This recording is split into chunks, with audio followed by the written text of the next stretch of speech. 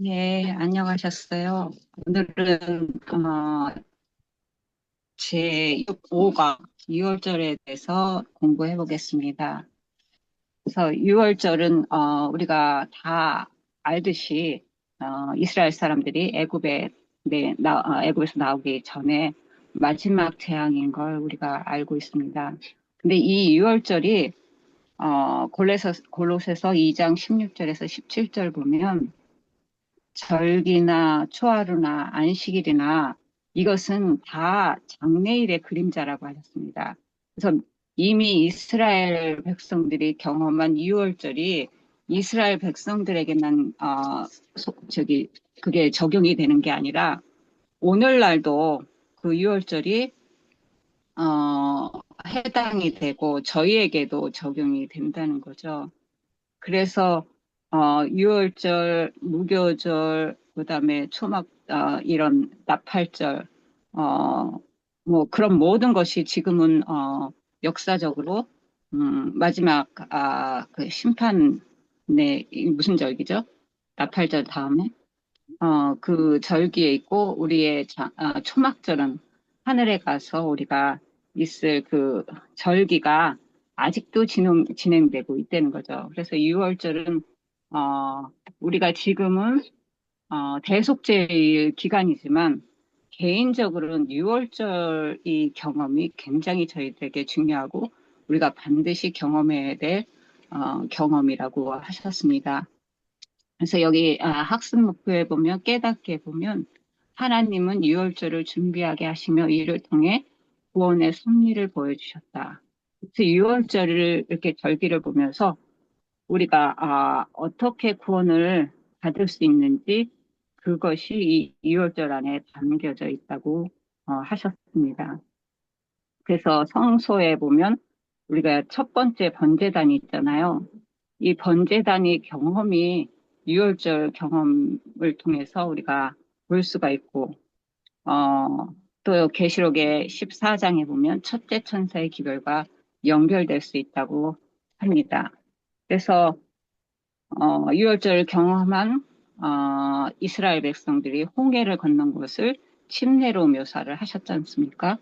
그래서 우리가 번제단에서 예수님의 사랑을 깨닫고 우리가 온전히 하나님의 예수님의 그 그리스도의 그 십자가의 공로를 우리가 받아들일 때 성소의 다음에 있는 게 이 물두멍이지 않습니까? 이 침례를 통해서 이게 이제 어, 이 신학적으로 보면 거듭남이라고 표현할 수 있죠.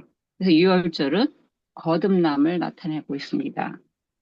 근데 여기에 우리가 보면 여기에도 말씀하셨죠. 안식일 날 보면 이것이 유월절이 삶과 죽음의 문제라고 하셨습니다.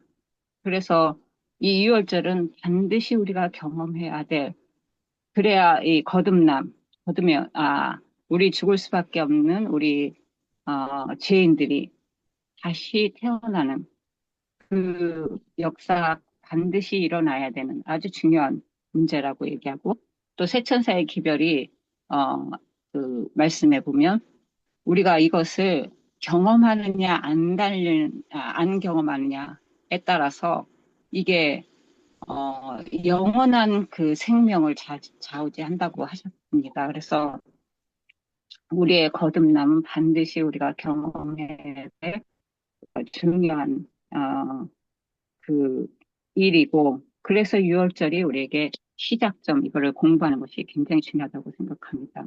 그래서 여기에 이스라엘 백성들 보면 이 먹을 때 이제 문설주에 바르고 어린 양을 죽이고 문설주에 바르고 그다음에 그 양고기와 묵은 고기와 또 무교본과 쓴나물 같이 먹는데 여기 말씀해 보면 급히 11절이죠. 11장 11절이죠. 11절에 보면 급히 먹으라고 하셨습니다. 그래서 왜 급히 먹으라고 하셨을까? 근데 우리의 삶에 이렇게 적용해서 보면 우리의 인생은 안개와 같아서 그 수가 코에 숨에 달렸다고 하지 않습니까? 그래서 우리가 반드시 급히 이 유월절 거듭남의 경험을 하지 않으면 우리 인생은 뭐 오늘 살았다 그래서 내일 살만한 보장이 없지 않습니까? 그래서 이거는 우리가 급히 실급히 경험해야 되고 깨달아야 될 문제라고 생각합니다. 그래서 느끼기에 보면 유월절의 구원의 경험은 믿는 자의 특권과 기쁨이며 대대로 전해야 할 기별이다. 또 행하기에 보면 죄에서 구원하신 하나님의 은혜를 현재 경험으로 이어가며 다른 이에게 전한다. 이 유월절에 오늘 교과에 어, 음, 경험해야 될 어, 우리의 공부가 되겠습니다. 그래서 지난번에는 9장까지 하지 않았습니까? 우리가 배웠듯이 어, 재앙은 재앙을 내리시는 이유. 그래서 저는 개인적으로 뭐 교과 공부에는 하나님이 재앙을 내리신다고 하셨는데 저는 개인적으로 하나님의 품성의 아름다움을 볼 때에 하나님이 재앙을 내리시는 게 아니라 허락하시는 거. 그래서 사람들이 그 하나님을 떠났을 때 하나님께서도 어쩔 수 없게 될 때, 어, 바로 욥에 보면 바로 사단이 오지 않습니까? 그래서 하나님께서 재앙을 허락하시는 게 아니라 음, 인간이 죄로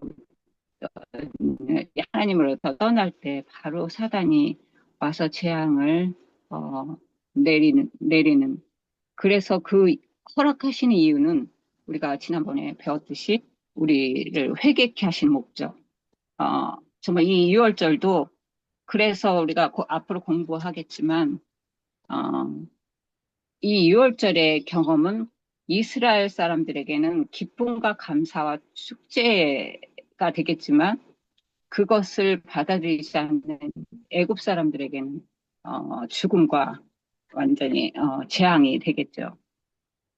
그래서 우리 어느 분이 결론을 읽어주시면 감사하겠습니다. 유월절 안식일 교과 결론.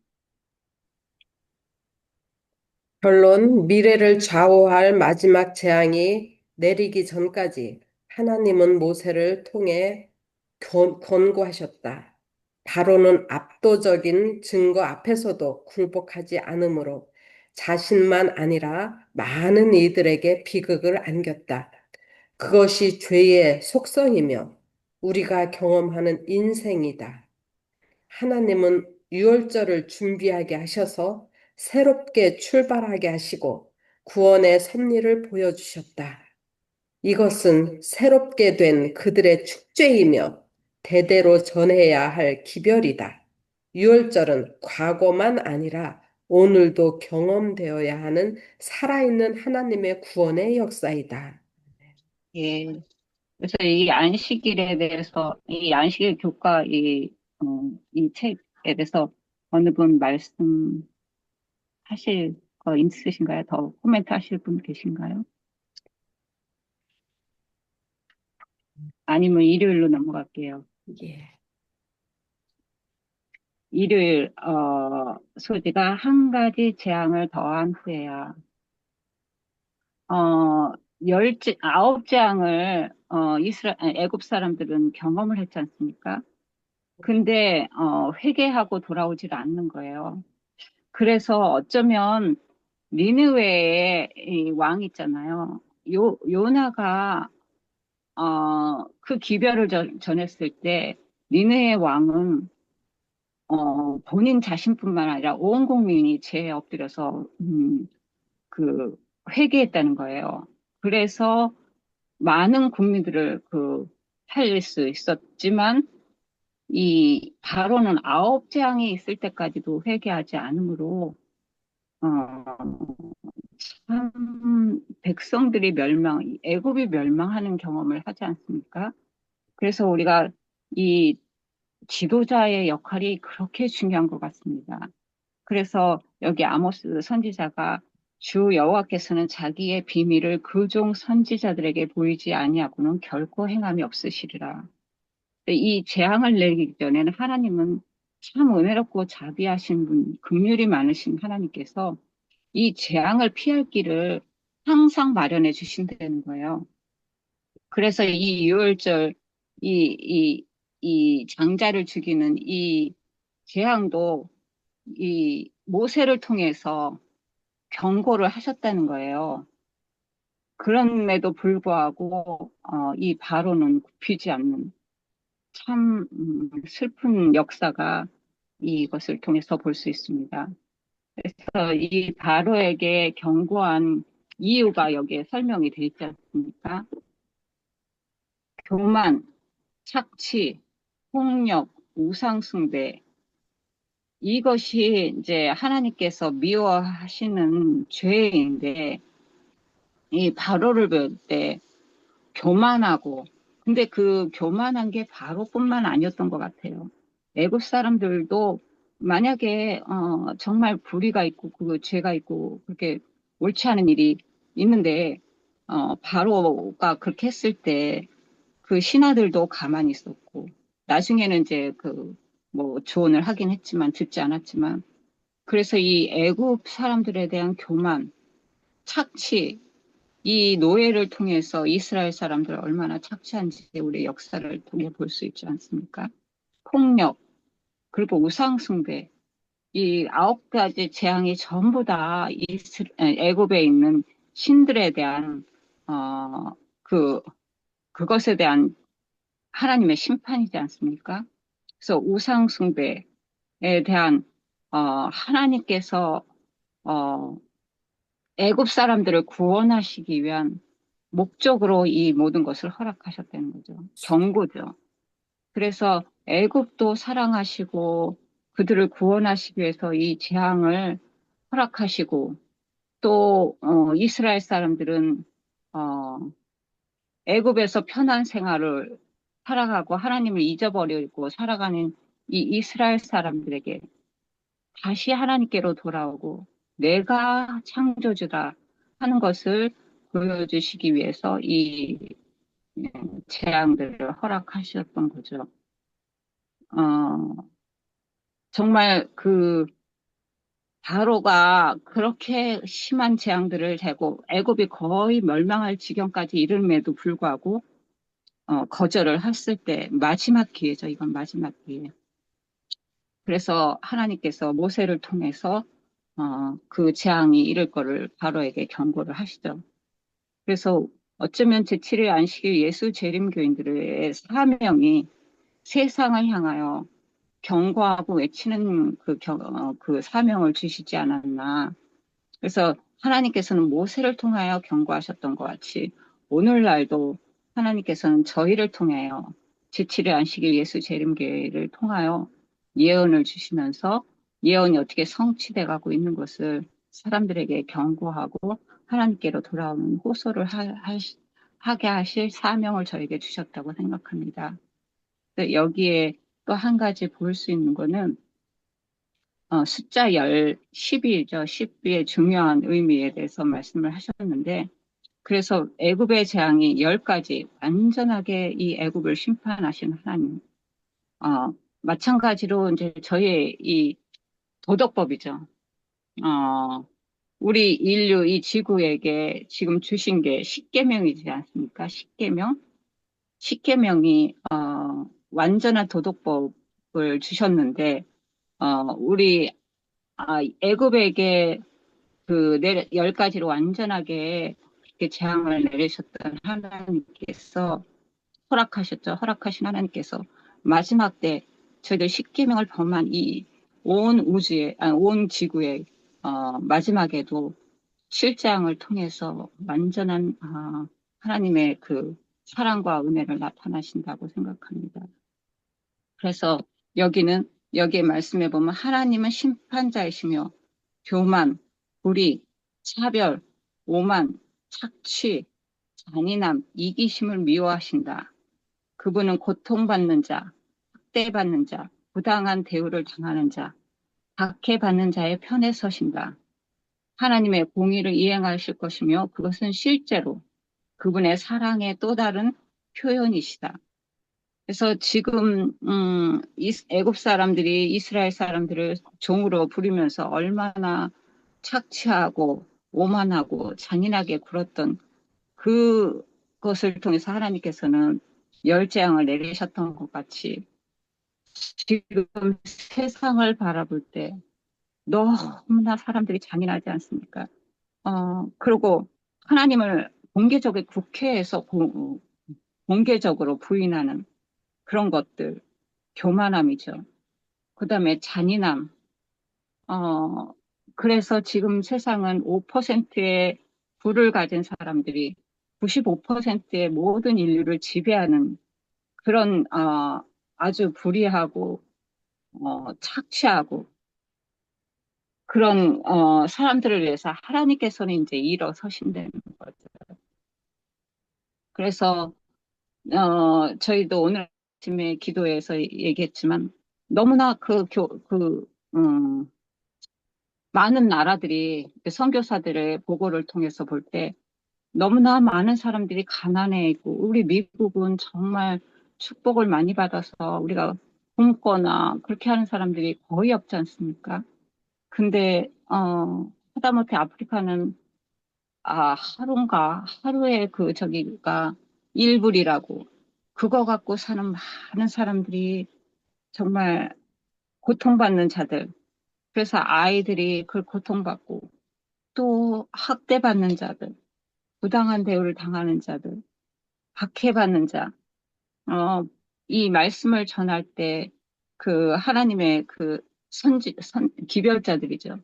기별자들을 박해하는 그런 일들을 너무나 지금은, 어, 도덕이 땅에 떨어지고 자비가 없는 이런 시대에 사는 우리들을 이렇게 볼 때, 하나님께서 이 천연계 지금 보지 않습니까?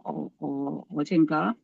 그래서 러시아의 8.8이라는 그 지진이 일어나는 그런 거를 볼 때 우리는 이런 일이 일어나거든 너희가 머리를 들어 하나님을 보라. 하나님의 오심을, 재림을 우리는 선포하고 하나님의 그 말씀을 전하는 일을 하라고 하셨습니다.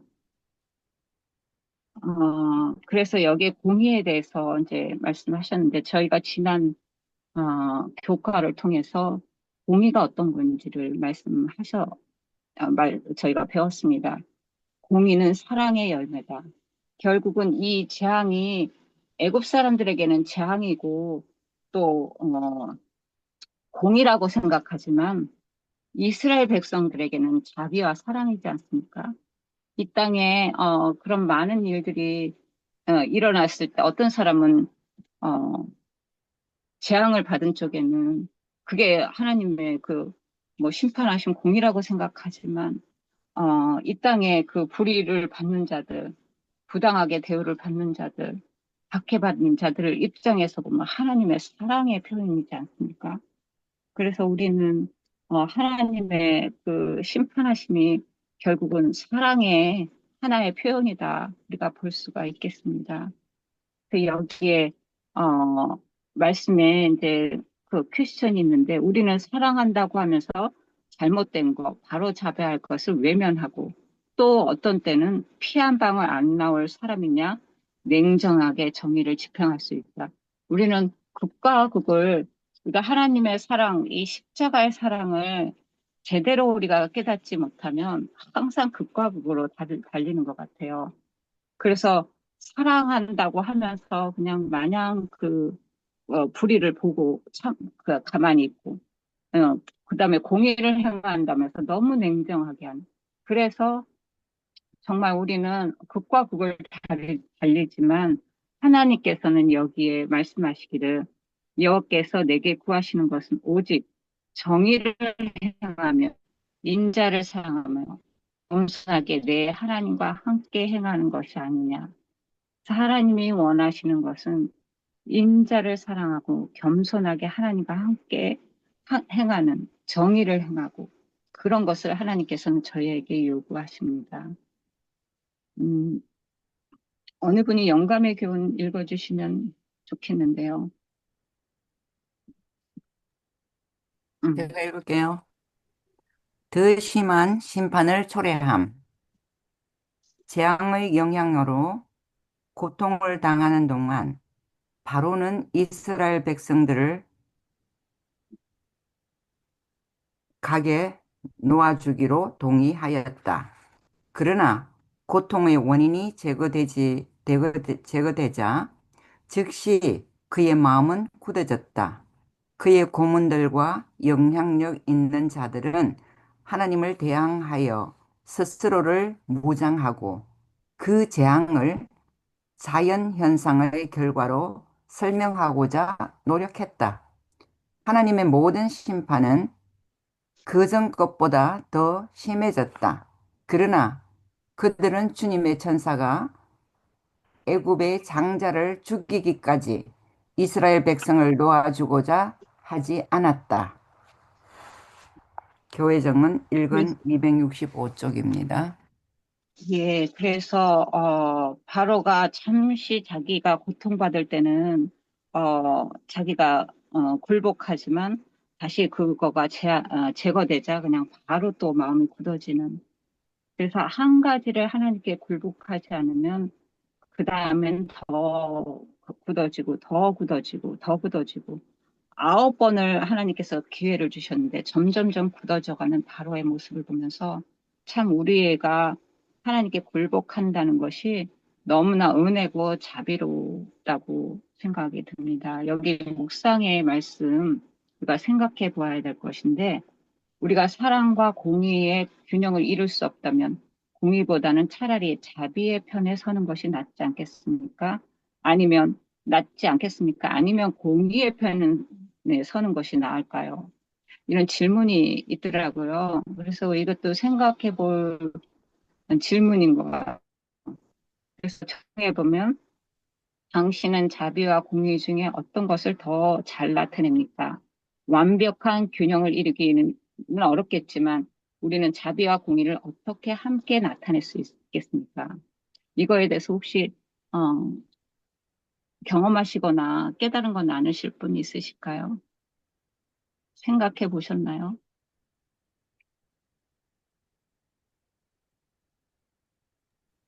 참 어려운 질문인 것 같아요, 이것이. 제가 생각하기에는 이거는 감사함으로 이룰 수밖에 없는 것 같아요. 예. 그, 내가 재앙을 당한다든지 어려움 당할 때도,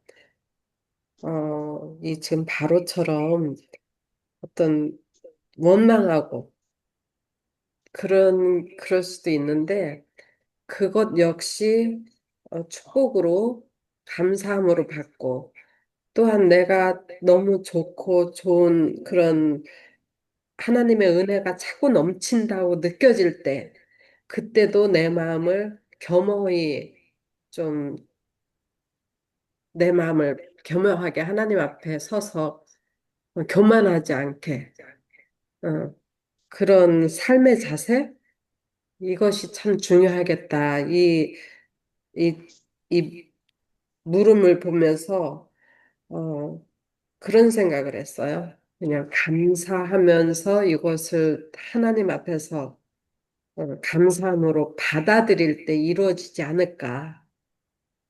예. 우리 아이들을 훈육해 보면 우리가 잘 이해를 하지 않겠습니까? 우리 아이들한테 아이들이 잘못해요.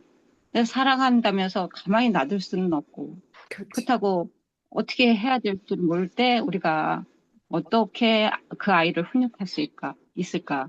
뭐 옛날에 보면 부모들이 그 아이 대신 맞는 아이 앞에서 맞는 그런 경우도 있겠고 그래서 아이들이 그 완전히 그 부모들이 하는 것을 완전히 새겨질게 그렇게 하는 것도 하나의 방법이 되고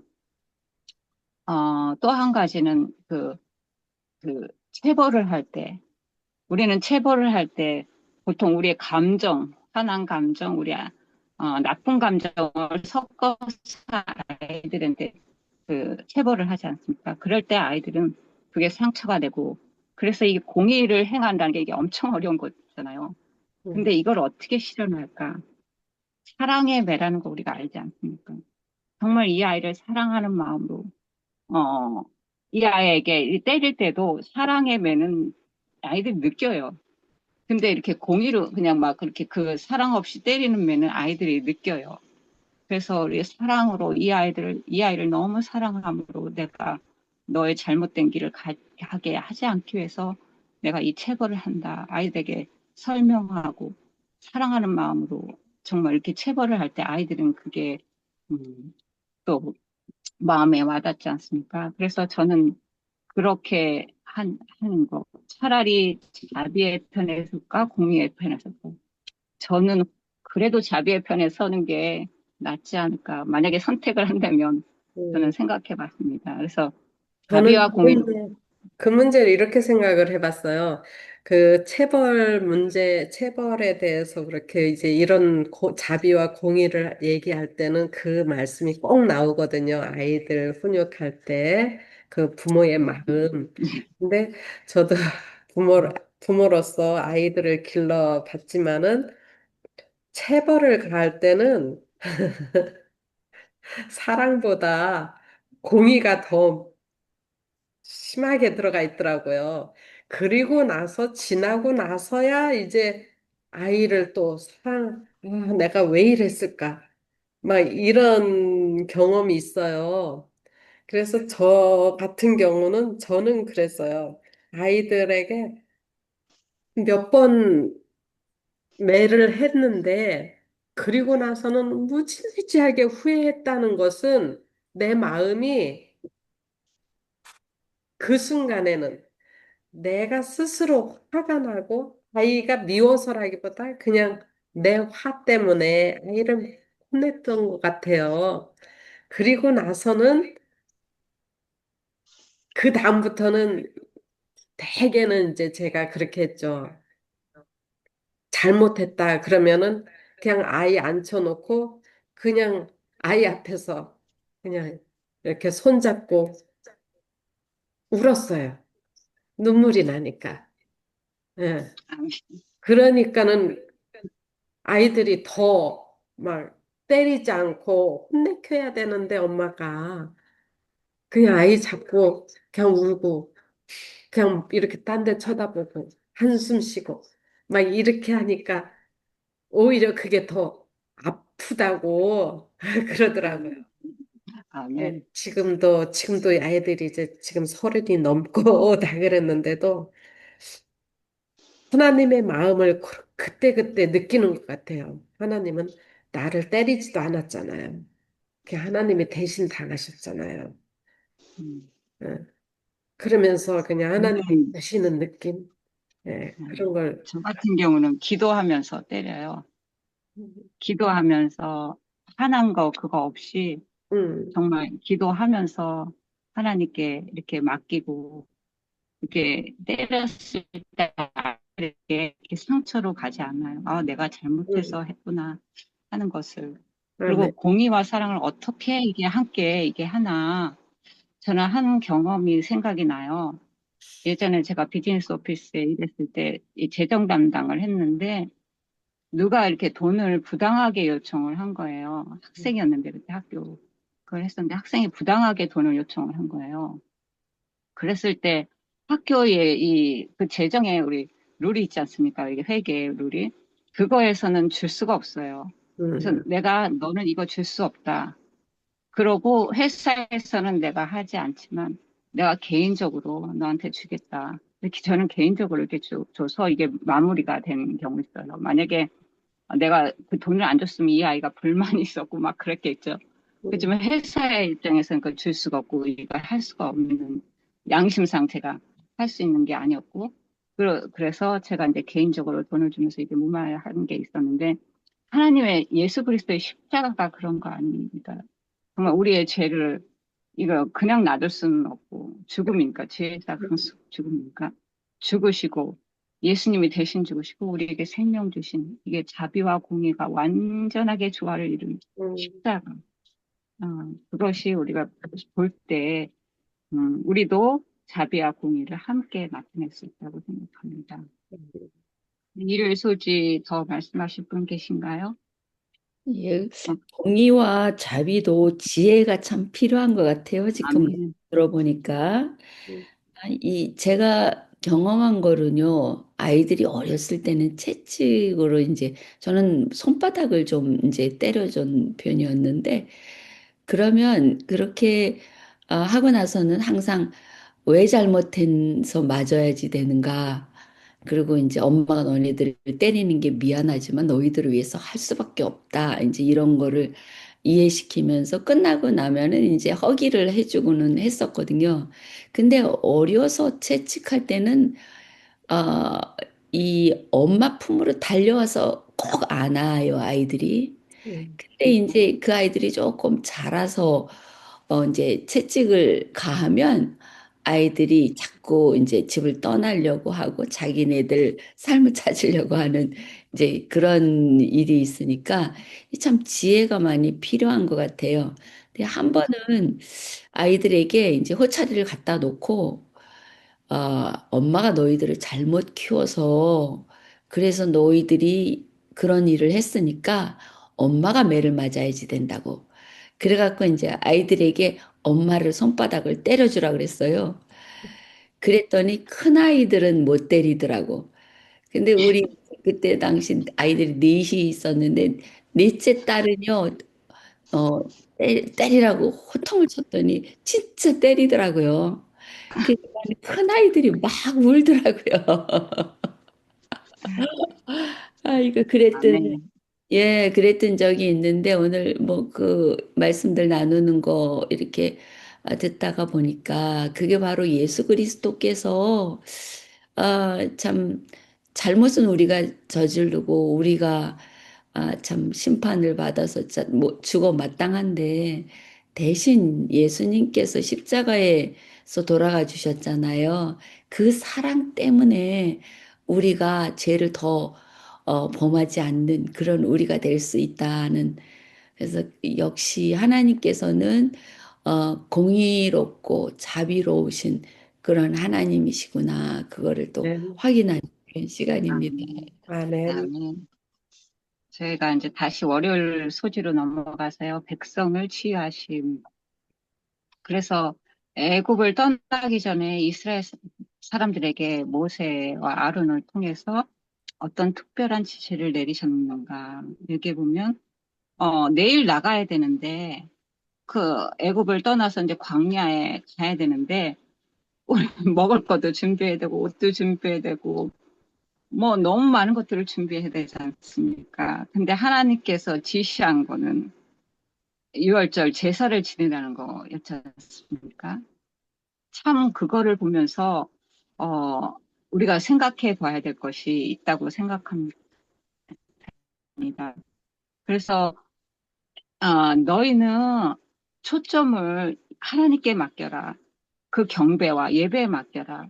나머지는 다 하나님께서 책임지시라는 하나님의 그 어, 약속의 말씀이 여기에 들어있다고 생각합니다. 그래서 4천년 후에 예수님께서 오셔서 너희는 먼저 그의 나라와 그 일을 구하라. 그리하면 이 모든 것을 더하시리라 하시는 하나님의 그 말씀이 그대로 그 실현되는 것을 여기가 볼 수 있습니다. 그래서 그들이 내일 나갈 것인데 어떤 뭐 육적인 것을 준비하지 않고 영적인 것에 초점을 맞췄다는 게 우리가 참 생각해 보아야 될 문제입니다. 저희도 이제 시골에 이렇게 왔지만 시골에 온 목적을 저는 처음에 몰랐어요. 처음에 여기 왔을 때는 예전에 처음에 이렇게 시골에 왔을 때는 일요 휴업령이라는 무서움 속에서 제가 여기를 왔거든요.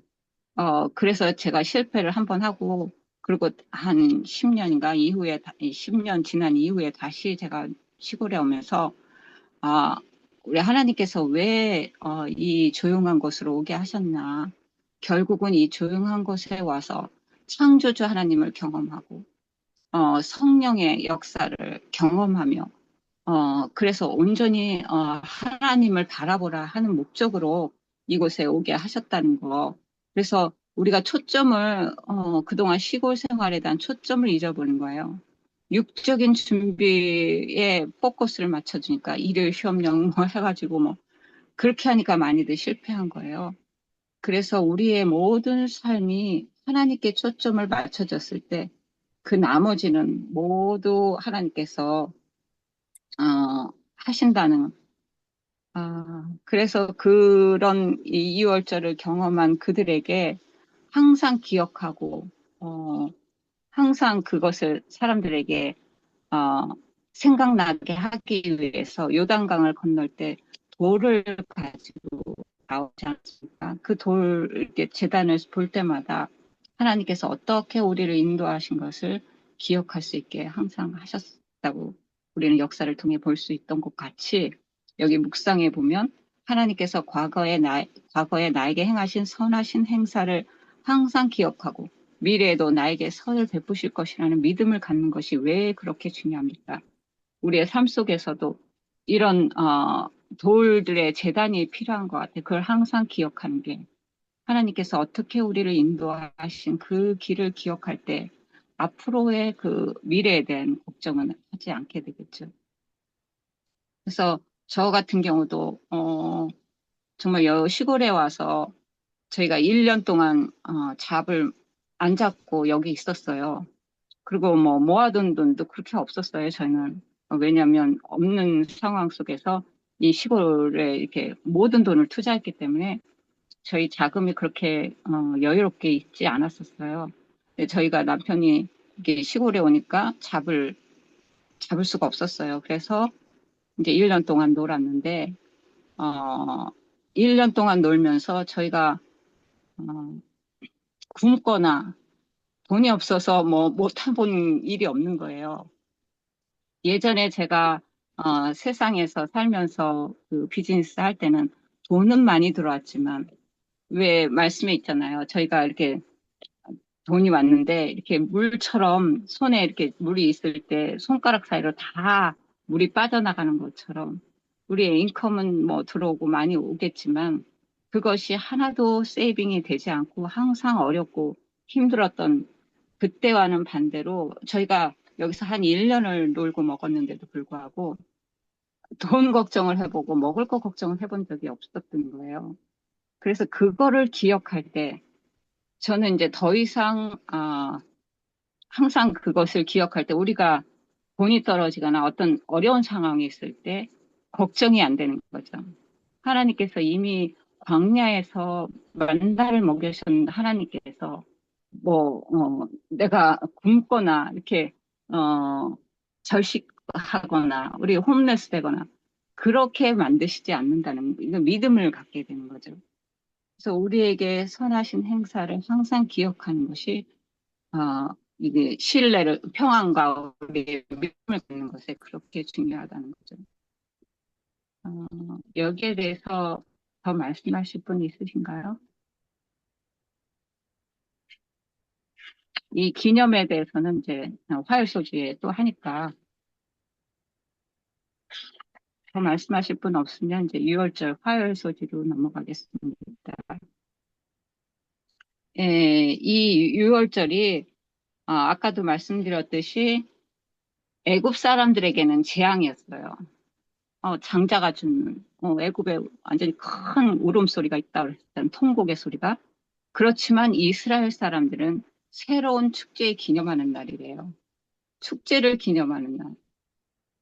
그래서 어, 하나님께서 이 애굽에서 노예되었던 그 이스라엘 사람들을 어떻게 하나님께서 그 장자의 그 9재앙뿐만 아니라 이 10재앙의 장자의 그 죽음을 어떻게 하나님께서 보호하셨는지 그래서 생명을 보호하신 하나님을 감사하고 축제하는 기념의 날이 6월절이라고 그렇게 말하고 있습니다. 그래서 이 희생 제물, 피는 절기의 핵심적인 요소라고 합니다. 그래서 예수 그리스도의 피가 없이는 이게 절기의 이게 되질 않는 거죠. 그것은 하나님에 대한 믿음을 나타내며 그래서 양을 잡지 않습니까? 양을 잡아서 문설주에 피를 바르고 그 양고기를 구워서 먹고 무교구병을 먹고 그렇게 쓴나물 먹는 이 모든 게 이게 다 중요하지 양만 죽여서 된다는 것이 되지 않는다는 것을 여기에 말씀하십니다. 그래서 우리는 지금 이때에도 양만 잡고 있는 거예요. 양만. 그래서 우리가 저도 예전에 그렇게 했거든요. 이 이론을 알고 뭐 세천세의 기별의 이론, 그 뭐 성수의 기별, 믿음으로 말미암는 의의 그 이론들만 막 배우면 다 되는 것 같이 저가 그렇게 배워왔습니다. 근데 이 이론만 배워서 된다는 것이 아니라 우리의 삶에 적용이 필요하다고 말씀을 하십니다. 그래서 이 양을 잡아서 피를 받아서 이 문설주에 바르고 그것이 결국은 피가 문설주에 바른 건 십자가의 예표하지 않습니까? 예수 그리스도께서 나를 위하여 얼마나 크신 희생을 하셨는가. 우리는 그것을 생각하고 어, 그렇게 함으로 우리가 생명을 받았구나 하는 감사함으로 그렇게 해야 되고 그리고 또 무교병 어, 그 의미는 누룩이 결국 죄의 상징이라고, 여기에서는 죄의 상징이죠. 그 다음에 가서는, 뭐, 하나님의 말씀의 씨라고 하지만 여기서는 죄의 상징이지 않습니까?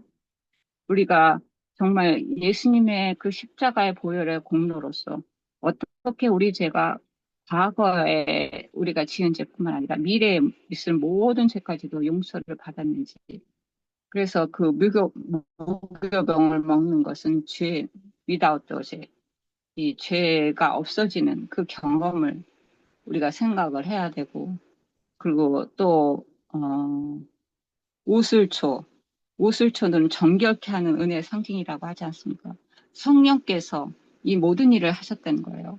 그 정결하게 하시는 분은 성령이시지 않습니까? 성령의 역사를 통해서 우리가 정말 어떻게 정결케 되었는지를 경험을 할 때 이거는 축제의 기념으로서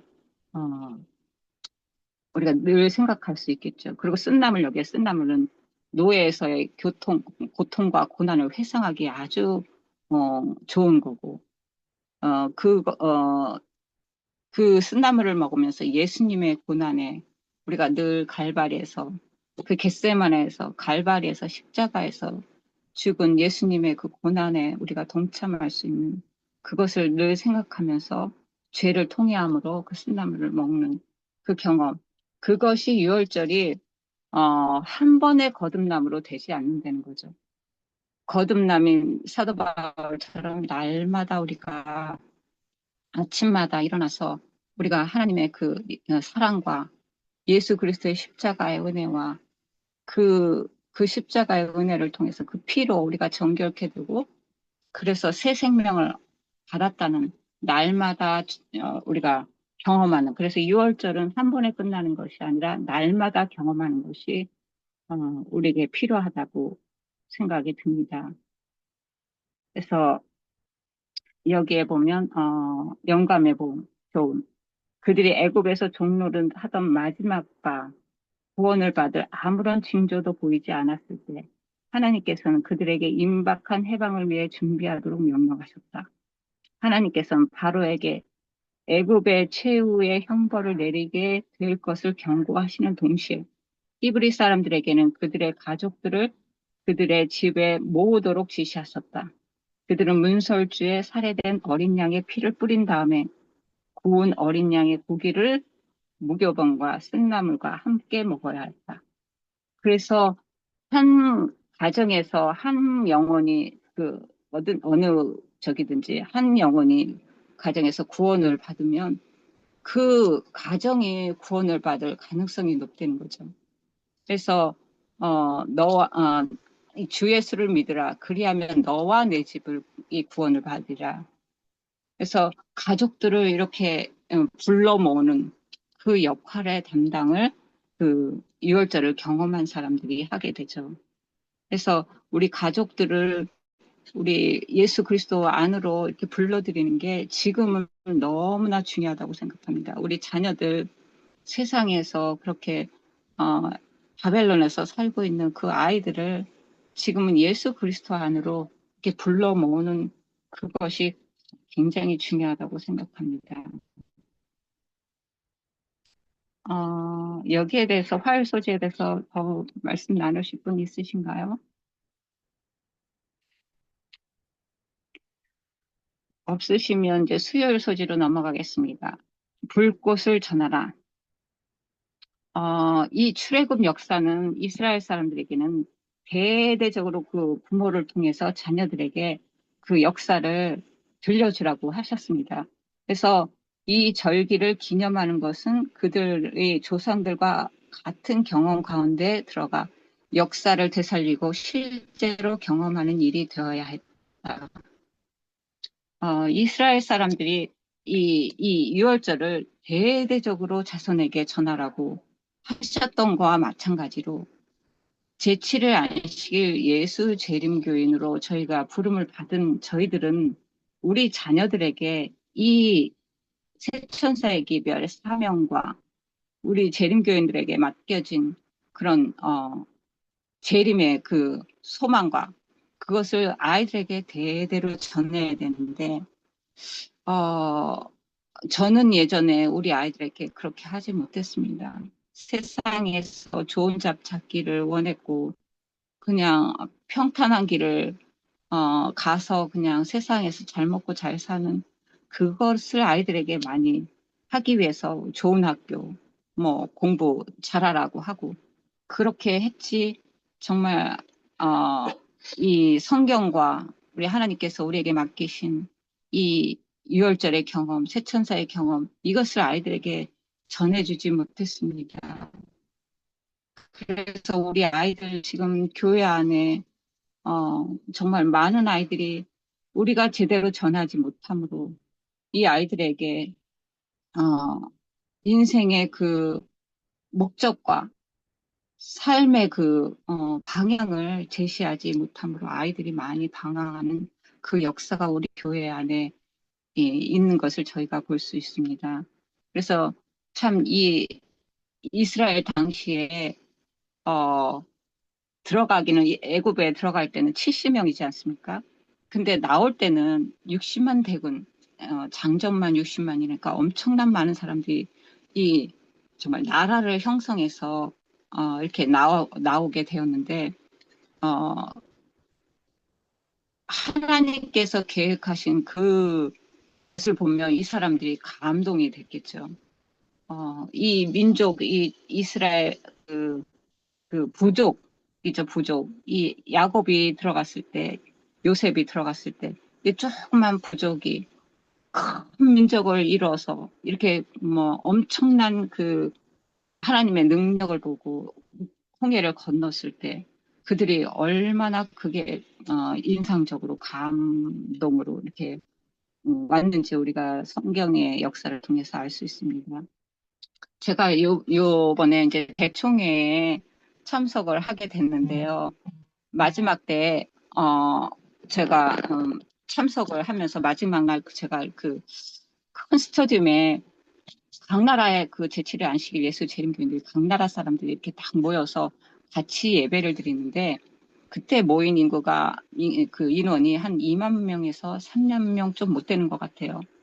근데도 제가 그 많은 그 스타디움에 모인 그 인원을 보고 막 압도가 된 느낌을 받았습니다. 너무나 많은 사람들이 이 같은 신앙 안에 제7회 안식일 예수 재림교인 안에 이게 한 가족으로 있다는 게 너무나 제게 큰 인상을 가졌습니다. 그래서 예전에는 저는 항상 계시록 영감 14만 4천이면 적은 숫자가 맞죠. 우리 인구 지금 70, 80억 다 돼가는 이 인구 속에 14만 4천이면 정말 적은 숫자인데 근데 제가 적은 숫자라고 항상 생각해서 그거를 상상을 못했는데 요번에 그거를 보면서 저는 항상 조그만 교회에 다니다가 그 큰 인원이 함께 예배드리는 걸 처음 경험을 해봤는데 그래서 14만 4천이는 결코 작은 숫자가 아니구나. 이 14만 4천이라는 게 저는 항상 작게 생각해서 감이 안 왔었는데 이번에 이렇게 보면서 엄청난 숫자를 하나님께서 인도하고 계시는구나. 그래서 저희는 두세 사람이 모여도 이게 연합이 안 돼요. 그렇잖아요. 경험하듯이. 근데 14만 4천이란 완벽하게 하나님께서 한 생각, 한 목적을 가진 14만 4천인을 그 예수 그리스도께서 그 인도하시는 그 예수님의 능력을 제가 봤습니다. 우리는 보통 이 능력 갖고 모세는 60만을 인도에 장정만이니까 엄청난 숫자겠죠.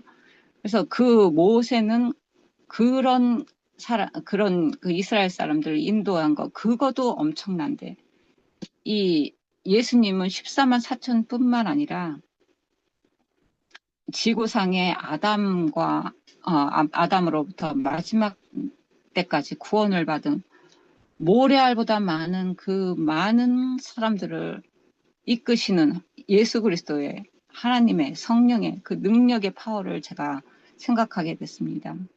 그래서 예수님께서는 그 한 자신의 희생의 한 그 열매로 그 수많은 사람들을 구원하시는 그 능력, 이스라엘 사람들이 70명 들어가서 60만 대군만 60만 이렇게 끌고 나왔던 그 정도가 아니라 우리 예수 그리스도께서는 정말 당신의 생명을 통해서 바다 모래말부터 보다 많은 그런 인원들을 구원하신 예수 그리스도의 그 능력이 십자가의 능력이 이렇게 큰 거구나 하고 제가 경험을 하게 됐습니다. 그래서 여기에 보면 이스라엘에서 부모는 첫 번째 교사였으며 자녀들에게 출애굽 이야기를 들려주어야 했다. 그래서 우리 자녀들에게 이렇게 우리 하나님의 역사, 내게 능력 베푸신 하나님의 역사, 물론 이제 성경 속에 나온 과거의 역사도 아이들에게 전하는 것도 중요하긴 하지만 더 중요한 건 내가 지금 살아계신 하나님을 경험한 그 얘기를 하는 것이 얼마나 중요한지를 다시 한번 생각하게 됐습니다. 여기 영감의 교훈 어느 분이 읽어주시겠습니까? 히브리 사람들은 애굽에서 하나의 독립국가로 나왔다. 주께서는 이 유월절을 해마다 지키라고 명하셨다. 이후에 너희 자녀가 묻기를 이 예식이 무슨 뜻이냐 하거든 너희는 이르기를 이는 여호와의 유월절 제사라. 여호와께서 애굽 사람을 치실 때에 애굽에 있는 이스라엘 자손의 집을 너무사 우리의 집을 구원하셨느니라고 하라고 그는 말씀하셨다. 그같이 하여 이 놀라운 구원에 대한 이야기는 대대로 되풀이하여 말해질 것이다. 아멘, 아멘. 그래서 우리가 경험한 그 하나님, 그것을 우리 아이들에게 말해주고 예수님께로 그들을 인도하는 그 일을 우리에게 사명으로 저희 특별히 우리 부모, 어머니들에게 그 일을 맡기셨다고 생각을 합니다. 여기에서 더 말씀해 주실 분 있으신가요? 없으시면 목요일로 넘어갈까요? 목요일 이제 하나님께서 왜 애굽의 장자들을 어떻게 치셨는지, 초태생을 치신 이유는 무엇인가? 정말 여기에 뭐 우리가 교과 공부를 하신 분들은 아시겠지만, 이 애굽의 그 이 신이었죠.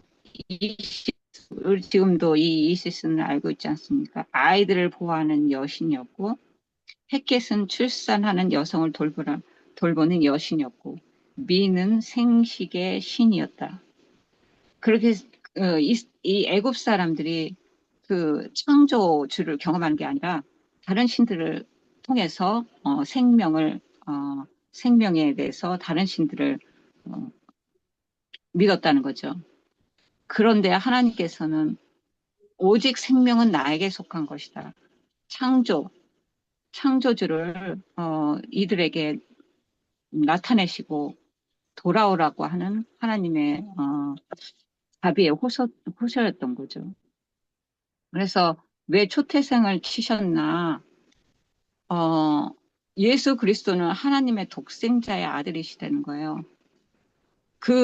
우리의 구원을 위해서 하나님의 독생자를 죽이셨다는 거예요. 그래서 초태성을 죽지 않았던 이유는 예수님이 대신 죽으셨기 때문에. 근데 그 예수님의 그 구원의 자비를 받아들이지 않은 애굽의 수많은 사람들이 죽었다는 거죠. 너무나 슬픈 역사죠. 그렇지만 그 9장을 통해서 경험했던 그거를 볼 때, 이 하나님은 좀 뭔가 특별하다. 이건 진짜 신이다. 참 신이구나. 하는 것을 조금 이렇게 생각하고 깨달았던 많은 애굽 사람들이 이스라엘 사람 집에 같이 머물렀다는 그 기록이 그 부조와 선지자에 보면 있습니다. 그래서 여기에 보면 여호와여 신중에 주와 같은 자가 누구니까 주와 같이 거룩함으로 영광스러우며 찬송할 만한 위엄이 있으며 기이한 일을 행할 자가 누구니까 이런 고백이 나올 수밖에 없다는 거죠. 하나님께서 우리에게 어떠한 사랑으로 우리에게 생명을 주셨는지 우리가 깨달은 자들은 이런 고백을 할 수밖에 없죠. 이제 내가 알았도다. 여호와는 모든 신보다 크심으로 이스라엘에게 교만하게 행하는 그들을 이기셨도다. 그래서 새 천사의 기별의 첫째 천사의 기별이 창조주 하나님을 기억하라는 거잖아요. 창조주 하나님께로 오라. 내가 창조주다. 생명의 근원은 나다. 오직 나밖에 없다. 나를 통해서만 구원을 받을 수 있고 생명을 받을 수 있다 하는 것을 우리가 알게 되죠. 근데 이제 아까도 말씀드렸듯이 이 바로는 거절하게 되죠. 니네의 왕처럼 그렇게 겸손하게 굽히는 것이 아니라 더 강팍하게 됐을 때 그 바로 한 사람의 그 결정과 행동 때문에 어떠한 일이 일어나는지 우리는 역사를 통해서 알게 되죠. 그래서 애굽이 멸망했다는 거예요. 멸망을. 여기에 보면 우리가 모두 경험하는 고통스러운 진실은 우리의 잘못된 행동의 결과가 우리에게만 미치는 것이 아니라 다른 사람들, 때로는 많은 사람들, 심지어 무고한 다른 사람들도 고통을 받는다는 것이다. 이것이 죄의 본질이다. 제가 이제 말씀드렸듯이 첫 번째 이 시골 생활에 실패했다고 그랬잖아요.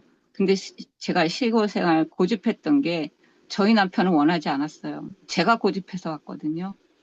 그랬을 때, 어려운 일을 많이 당했어요. 제가, 실패하면서 많은 어려움과 고통을 많이 받았는데, 고난들을 많이 받았는데, 그럴 때마다 제가 잘못된 그 선택을 통해서 우리 가족이 정말 이렇게 고난을 받는구나 하는 그런 고민들을 제가 참 많이 했던 것 같아요. 물론 그것을 통해서 하나님의 역사를 보고 능력을 보고 하나님이 살아계신 다는 것을 확실하게 제가 경험을 했지만, 잘못된 선택을 함으로 우리 가정의 남편과 아이들에게 얼마나, 많은,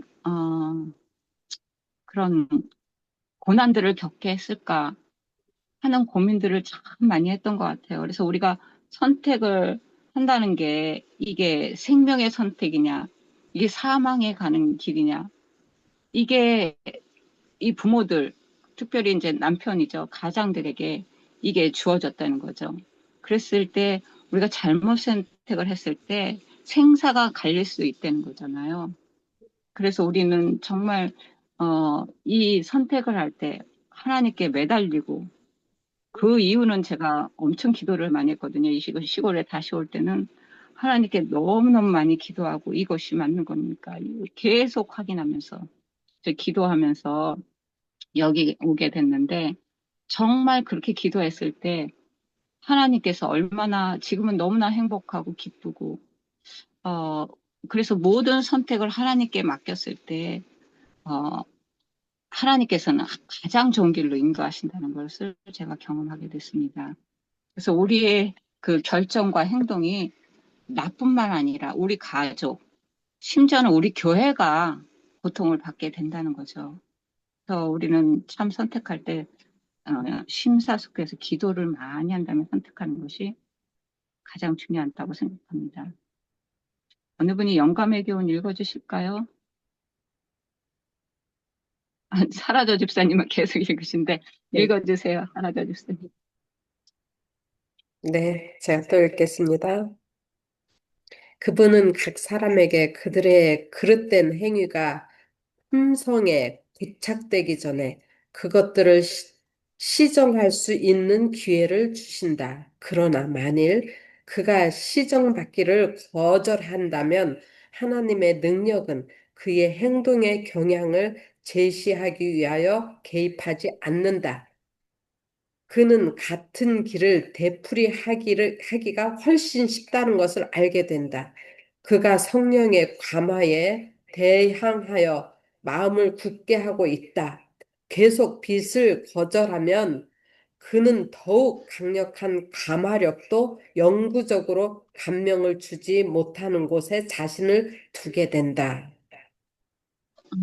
이것이 하나님의 심판이라는 거죠. 심판이 다른 게 아니라 우리가 감명을 주지 못할 곳에 우리 자신이 처한다는 거죠. 제가 여러 번 간증했듯이 제가 분노 조절 장애 있을 때 내가 그냥 하나님께 매달리지 않았다면 계속 그거는 없어지지 않았을 거고 우리 가정이 굉장히 힘들었을 텐데 제가 그 한 번 그냥 하나님께 굴복하고 하나님을 매달렸을 때 하나님께서 주신 평안, 그 기쁨, 감사가 제가 넘쳤을 때 그것은 지금도 유지가 되고 있죠. 가끔 제가 이제 그럴 때가 있어요. 올 때가 있어요. 살면서 뭐 전혀 오지는 않죠. 화낼 일이 있을 때 저는 그 기억 속에서 바로 하나님께 가는 거죠. 한번 경험을 했기 때문에. 근데 만약에 제가 그걸 경험하지 않았으면 똑같이 화를 내고 똑같이 했을 거 아니에요. 그러면 리핏 되는 거죠.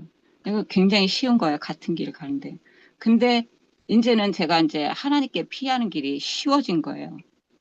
예전에는 그냥 그런 게 쉬웠지만 한번 그거 하고 또 그런 유혹이 올 때마다 화를 내고 분노할 유혹이 올 때마다 하나님께 매달리는 게 이제 계속 습관이 되고 이게 뿌리가 박히니까 이제 이게 쉽게 된다는 거예요. 그래서 이게 저는 구원으로 받는 구원이 그래서 쉽다는 걸 경험했습니다. 여기 목요일 소지에 대해서 더 말씀 나누실 분 있으신가요? 우리가 그래서 여기 가장 살면서 하나님의 길을 가든 죄의 길을 가든 우리가 어느 길을 가느냐 우리가 선택할 때에 처음 그 한 번의 그 발길을 어디로 향하는가가 참 중요한 것 같아요. 그래서 죄의 길을 간다 그러면 그쪽으로 가기도 자꾸 쉬워져.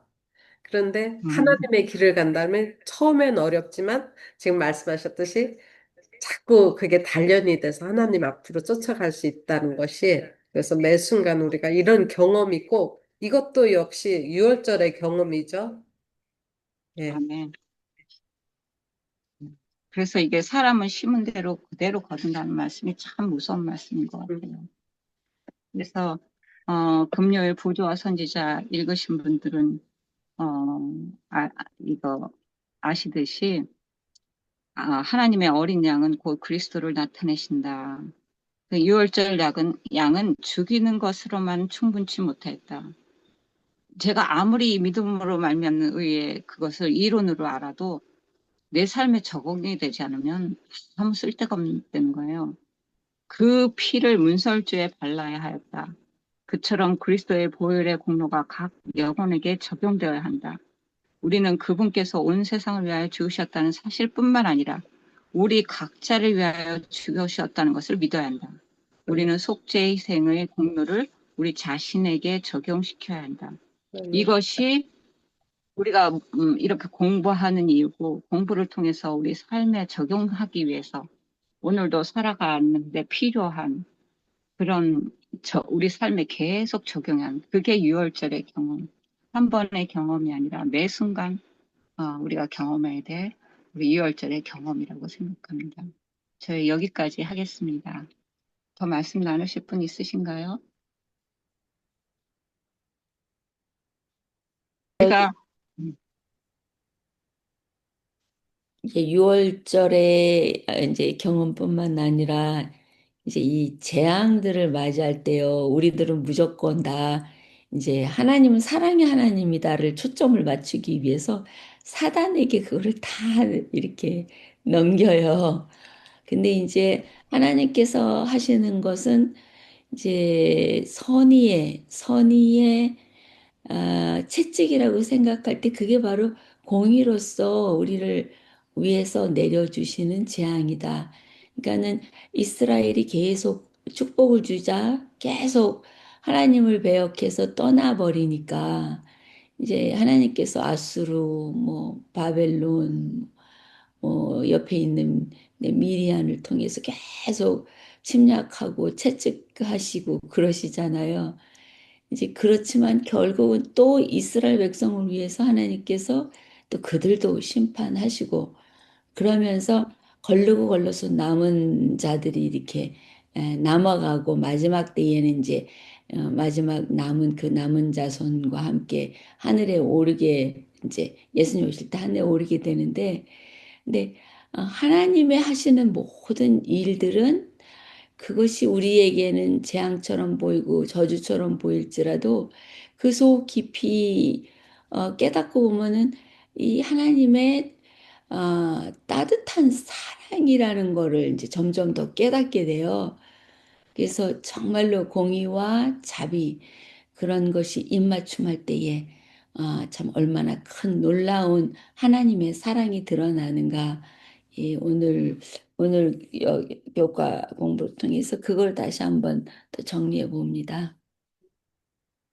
입니다. 아멘. 네. 저는 이걸 이제 배우면서 이 이스라엘 백성들의 그 예수님 태어날 쯤에 그 이스라엘 백성들의 아기들을 다 이렇게 바로가 죽였잖아요.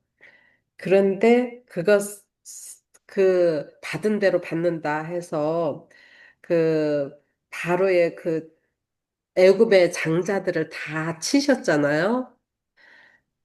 그런데 그때 그 애굽에서 친 그 장자들은 너무 억울하지 않나. 이스라엘 백성들의 애기들이 억울했던 것처럼 그 애기들 또한 큰 애들도 있었겠지만 갓 태어난 애기들도 분명히 있었을 텐데 그 아이들은 어떻게 하나님께서 그들의 부모의 죄로 따라서 결코 심판하지 않으실 하나님이신데 그 부분에서는 어떻게 처리를 하실까, 구원을 하실까, 그 아기들은 이런 생각도 해봤어요. 그것에 대해서는 저도 생각을 해봤는데 여리고성에 들어갈 때 다 죽였지 않습니까? 근데 제가 최근 들어서 이제 유전 DNA를 좀 알게 되면서 부모의 그 DNA 그 뱃속에 있으면서 그 악한 일을 했던 그것이 아이들에게 그대로 전달된다는 거예요. 기록되어진다는 거예요. 그래서 우리의 그 생년할 때 한국에는 0살부터 시작을 하잖아요. 그래서 태어나면 1살이잖아요. 미국에는 안 그러지만. 그래서 이 뱃속에 있을 때 아이들이 물론 부모의 연약한 유전자도 물려봤지만 그 부모가 하는 행동들이 그대로 기록되어진다는 거예요. 그랬을 때 이 아이들이 그럼 제대로 태어났을까? 제가 입양한 가정을 제가 알고 있는데 애가 2살 때 왔어요. 2살 때 왔는데 이 아이가 또 이 자기가 난 자식들이 있는데 이 아이가 얼마나 악하게 하는지 그 2살 아이인데 그 정말 그 아이들이 원래는 둘인가 셋이 있었는데 어린아이였어요. 어린아이였는데 둘이었었구나. 어린아이였는데 이 아이가 어린 아이인데 2살짜리 이 아이가 얼마나 악한지 그 부모가 한의사였어요. 한의사였는데 그 한의하면 침 있지 않습니까? 침을 어디서 뒀는지 그거를 어떻게 알고서 그걸 꺼내가지고 방 안에 쫙 뿌려놓는 거예요. 침대도 놓고. 그러면 이 아이가 얼마나 위험한지. 그리고 또 수영장에, 그 집에 수영장이 있었는데 그 1살짜리 그 아이를, 얘가 이제 3살인가 4살 돼갔는데 1살짜리 아이를 발목을 꽉 잡고 못 나가게끔 그런 것을 이렇게 들었을 때 이 아이가 어떻게 뱃속에부터 그때까지 자랐으면 이 아이에게 이런 악한 것이 이렇게 유전이 됐을까 생각을 할 때 하나님께서 왜 그렇게 하셨는지를 저는 깨닫게 된 거예요. 그래서 애굽 사람들의 그 장자를 다 죽이신 그 이유가 그들이 도대체 어떻게 했길래 저기도 여리고 성도죠. 어떻게 했길래 하나님께서 다 죽이실 수밖에 없는지 노아 당시에도 그렇고요. 그 공의의 하나님의 그 사랑을 제가 깨닫게 된 거예요. 그들은 살아있으나 살아있는 게 아니라 점점점 더 죄악에 빠져들고 지금도 그렇잖아요. 마약을 통해서 얼마나 많은 사람들이 고통받고 있는지 그들이 살아있는 게 아닌 걸 우리는 알지 않습니까? 그래서 참 그런 거를 볼 때, 이 DNA에 기록된 이 기록들이 얼마나 끔찍한지. 근데 그것을 하나님께서는 제거하신다는 거예요. 십자가의 보혈로. 너무나 감사했던 것 같아요. 음,